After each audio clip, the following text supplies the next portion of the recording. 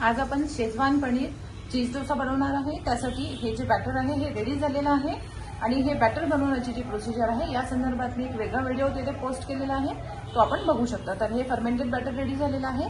आता आपण बनवणार आहे शेजवान चीज पनीर डोसा। ठीक आहे, येस। चला तर आपण डोसा बनवायला सुरुवात करणार आहे। पहिले आपल्याला यावर थोडं ऑइल घालून घ्यायचं आहे अशा प्रकारे। त्यानंतर जे बॅटर आहे याला मी थोडं पाणी टाकून पातळ करून घेतलेलं आहे। आवश्यकतेनुसार त्याला असं स्प्रेड करून घ्यायचं आहे छान प्रकारे। तर बघा, छान जाळीदार असा डोसा आपला तयार झालेला आहे। आता आपण यावर करणार आहे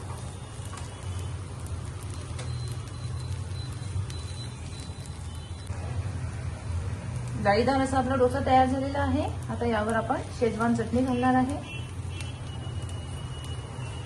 अशा प्रकारे। त्याला थोडं स्प्रेड करून घ्यायचं आपल्याला अशा प्रकारे। आता यावर आपण पनीर भरपूर प्रमाणात। हे पनीर सुद्धा होममेड आहे, घरीच बनवलेलं आहे आणि जी शेजवान चटणी आपण वापरतो आहे ती सुद्धा घरी बनवलेली आहे। पनीरची रेसिपी मी ऑलरेडी पोस्ट केलेली आहे आणि शेजवान चटणी कशी बनवायची घरी ती सुद्धा मी आता ती रेसिपी सुद्धा पोस्ट करणार। ठीक आहे, त्यानंतर आपण यावर पहिले आपण गाजर घालून घेणार आहे अशा प्रकारे। हेल्दी पण तयार होतो हा डोसा आणि काहीतरी वेगळी टेस्ट आपल्याला इथे मिळते। त्यानंतर थोडं त्यावर मीठही घालून घ्यायचं आहे, जेणेकरून त्याला आणखी टेस्ट येईल अशा प्रकारे। आणि आता त्यावर भरपूर असं चीज घालायचं आहे।